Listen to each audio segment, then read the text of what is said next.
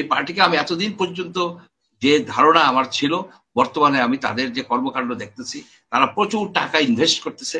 কারণ দেশে তো তাদেরও প্রচুর টাকা আছে, বিদেশ থেকেই বলতেছে যে তোমরা এইগুলি করবা, তোমরা এইগুলি করবা, তোমরা বিএনপি রাজনীতিকে তারা এক এক জায়গায় তছনছ করে দিচ্ছে।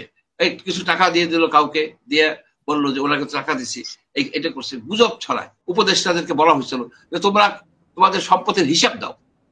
শুধুমাত্র নাহিদ ইসলাম দিয়ে আসছে, আমি তাকে ধন্যবাদই দেই যে ইয়াং বয়সে সে একটা এক্সাম্পল সৃষ্টি করে আসছে। আর কেউ দিছে? কেউ দেয় নাই। 3 বার তারিখ দেওয়া হয়েছে। এরা চাপ দেয় সাব রেজিস্ট্রারকে দিতে হবে, এই সম্পদের হিসাব দিতে হবে। সাব রেজিস্ট্রাররা বলে আপনারটা দিচ্ছেন। এই এই উপদেষ্টারা, তাদের ভিতরে অনেক অভিযোগ আছে, কেন তারা সম্পত্তির হিসাব দেয় না? পুরো দল করছো, তোমাদের দলের মোটো হোক যে দুর্নীতি মুক্ত করবো, চাঁদাবাজ মুক্ত করবো, আমরা তোমাদের সাথে আছি। তোমাদের সাথে যে এই বৃদ্ধ বয়সে আমরা যে দাঁড়াবো, তোমরা যদি 2 বছর সময় চাও, 3 বছর সময় চাও যে বাংলাদেশ দুর্নীতি মুক্ত হবে, 3 বছর সময় চাই, আমরা তোমাদেরকে 3 বছর সময় দেবো। ডক্টর ইউনূস থাকতে চায় 3 বছর, কেন 30 বছর থাকুক, আমরা আছি। এখন উত্তরণের বিষয়টা কি? এটি হচ্ছে আসল উত্তরণের হচ্ছে যে আমাদের একটা উত্তরণ না, মানে আওয়ামী লীগ আসলে ফেরত আসা সম্ভব কিনা এই এখন যে সিচুয়েশন, যে চলে গেছে নাগরিকত্ব নিয়ে নিচ্ছে। আর উত্তরণ সময় ছিল। আমি ইনক্লুসিভ পলিটিক্সে বিশ্বাস করি, সকল দলকেই সুযোগ দেয়া। সেখানে আমার একটি ছিল, যারা আওয়ামী লীগের কমিটিতে ছিল, আওয়ামী লীগ তার সহযোগী প্রতিষ্ঠা সংগঠনের কমিটিতে ছিল, তাদেরকে রাজনীতির বাইরে রাখার জন্য, নিষেধাজ্ঞা দেওয়ার জন্য আমি সবসময় বলে আসছি। কিন্তু আমি পরে তাদের বর্তমান কর্মকাণ্ড দেখে আমার মনে হয়েছে যে তাদেরকে কমপক্ষে 5 বছর যদি আপনি এই রাজনীতির বাইরে না রাখেন, আওয়ামী লীগকে পার্টি হিসেবে এবং এইসব লোকজনকে না রাখেন, তাহলে কিন্তু তাদের সেই দুর্বৃত্তপনা আবার ফিরে আসবে। তারা রুথলেস পিপল। তারা যে পরিমাণ টাকা তারা মানে জোগাড় করছে, তাদের যে পরিমাণ টাকার মালিক, এই টাকা দিয়ে তারা বাংলাদেশকে আপনার একটা নরকে পরিণত করে ফেলবে। তাদেরকে আর আসতে দেওয়া উচিত হবে না, রিফর্ম না হওয়া পর্যন্ত। এই নেতৃত্ব রিটায়ারমেন্ট হয়ে যাবে, এই নেতৃত্ব আপনার অবসরে চলে যাবে। তারপরে ভালো আওয়ামী লীগের থেকে ভালো যারা আছে তারা এসে আপনার আওয়ামী লীগের হাল ধরুক, এটাই আমরা চাই। তবে 5 বছরের মধ্যে তো এটা হবে না। আপনি দেখেন, আমি কোনো একজন আওয়ামী লীগের নেতার কাছ থেকে এই পর্যন্ত শুনি নাই, মানে অনলাইনে কোথাও শুনি নাই যে তাদের ভুল ছিল। সম্ভবত একমাত্র রাশেক রহমান, যে রংপুরের একজন তরুণ আওয়ামী লীগ নেতা, উনি মাঝে মাঝে বিভিন্ন অনলাইনে দেখি উনি এই ধরনের হিন্টস দেন। কিন্তু যে এখানে কি তারা কেউ কোনোদিন অনুশোচনা করছে যে এতগুলি তরুণের জীবন গেল?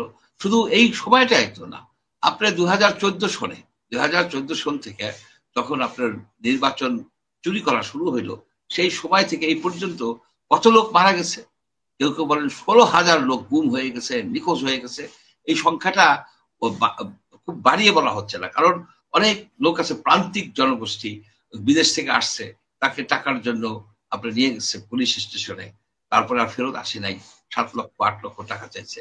অনেক করুণ কাহিনী আছে। সেই কাহিনী যদি কেউ মানে কম্পাইল করে, সেটা আর এক দুঃখের কাহিনী হয়ে দাঁড়াবে। একটা আপনার এই মানে কি বলবো, অত্যাচার নির্যাতনের একটা উপাখ্যান হয়ে দাঁড়াবে। সুতরাং এই পার্টিকে আমি এতদিন পর্যন্ত যে ধারণা আমার ছিল, বর্তমানে আমি তাদের যে কর্মকাণ্ড দেখতেছি, তারা প্রচুর টাকা ইনভেস্ট করতেছে।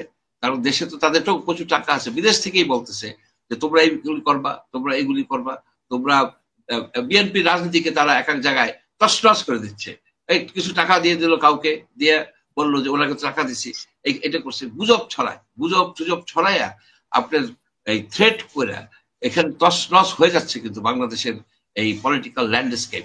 সুতরাং এই পার্টিকে শক্ত হাতে দমন করে ফেলানো দরকার। 5 বছর পরে তোমরা আসো, তোমরা নতুন করে নিবন্ধন নিয়ে আসো, যে নিবন্ধনে দেখা যাবে যে যারা আসছে তাদের বিরুদ্ধে মামলা নাই, মকদ্দমা নাই, দুর্নীতির কোনো অভিযোগ নাই, সেই সব লোক আসুক। শুধু আওয়ামী লীগ কেন, আপনার যে মেননের দল, তারা লুট করে নাই।